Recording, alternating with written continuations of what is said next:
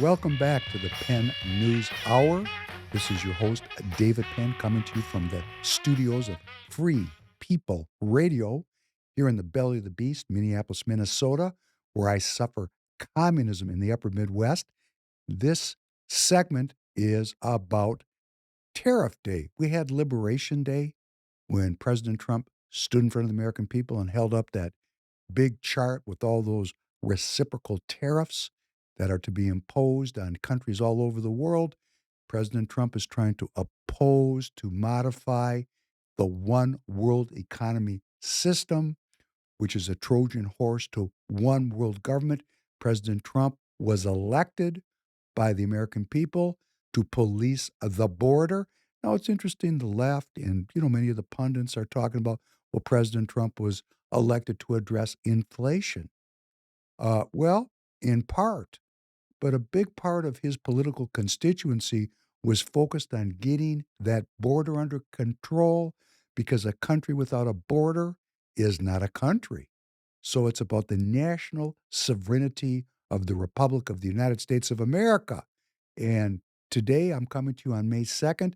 Tonight at 12:01 a.m., May 3rd, that will be the start of collecting the automobiles and automobile parts tariff, 25% at the border. If it's coming in, it's getting taxed. And that is the end of one world economy. That is a stark and unambiguous declaration of American economic sovereignty. And it is something that all Americans will eventually come to appreciate. Maybe not today, but it's coming soon. Let's listen to a clip of Gene Soroka, who's the director of the Port of Los Angeles. You're really expecting a third of the traffic to drop off next week?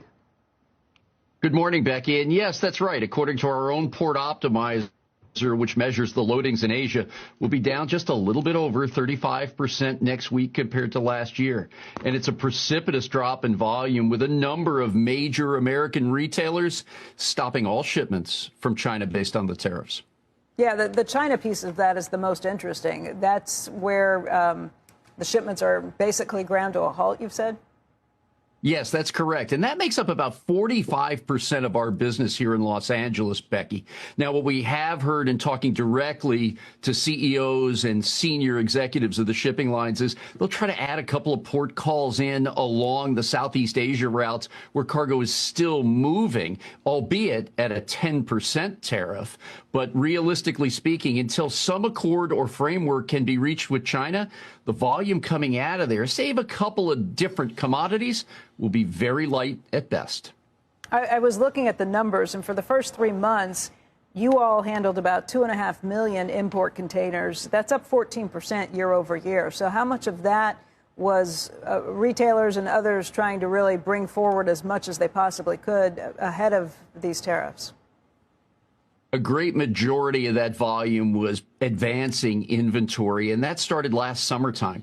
Even during the campaign trail, when folks started talking about tariffs and trade policies, some larger retailers across a variety of sectors and manufacturing folks who were bringing in parts and components started to advance that inventory. So we had about 9 months of a run up here. And then this last burst in March really took us to the end of what we call that inventory look.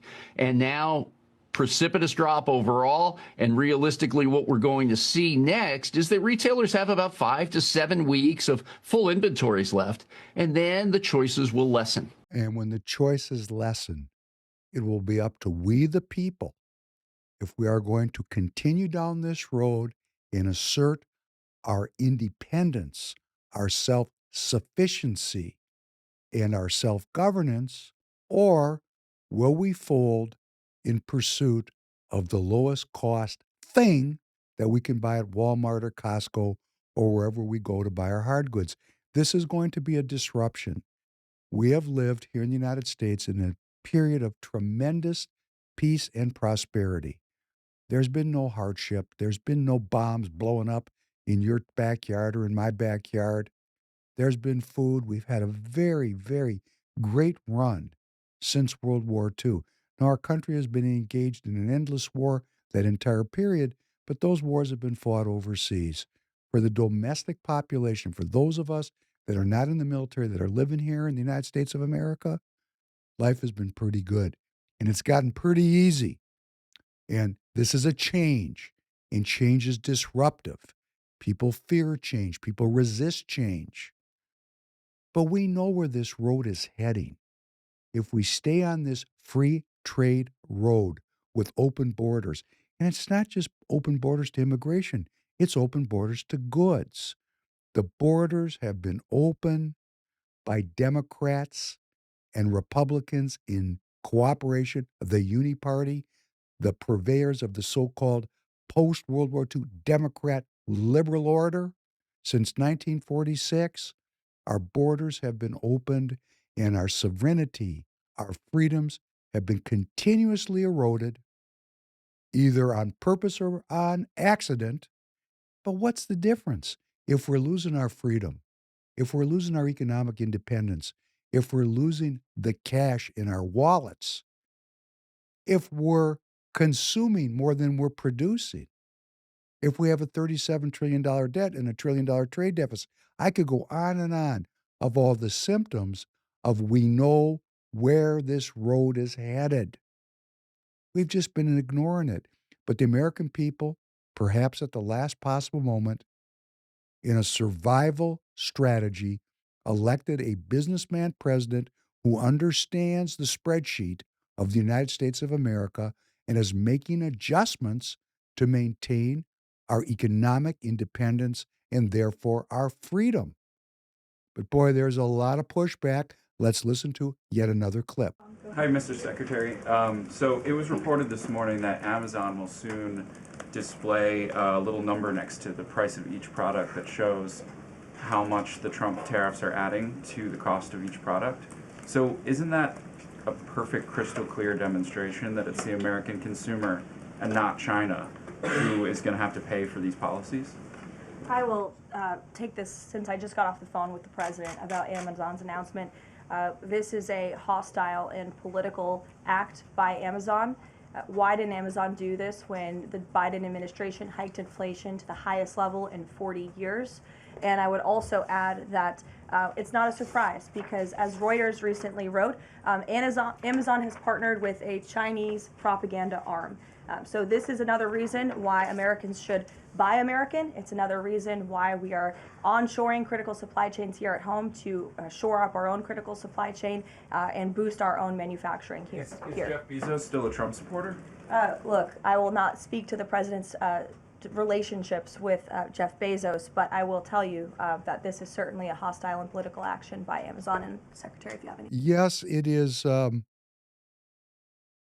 It's a political action. I'm not going to say it's a hostile action, and it's an action that Amazon gave up on. That was about line listing the cost of the additional Trump tariffs in any economic transaction. And let me just say and let me clarify. I am the proprietor of a business called TireGet.com. The tire business is an international business. Only 25% of the tires you use on your vehicles are actually manufactured here in the United States. 75% of the tires are imported. Does that make you feel a little vulnerable if there was an interruption of a critical supply chain? Hey, no tires. Couldn't get to work if you didn't have tires, would you? So, as a player in this business, we have to buy imported tires or there is no tire business. And I'm going to tell you that President Trump is telling the truth. The offsets from the the offsets that customers are receiving from their offshore suppliers will take the 25% tax, which is starting tonight at 12:01 a.m., May 3rd, the 25% tax on all automobile parts coming into the country, which includes tires that go on your vehicle, the offsets, the price is really only going to go up about 10 to 12% because the suppliers have been forced by market conditions to offer very big discounts to offset the cost of the tariffs. So there is truth in what President Trump has said.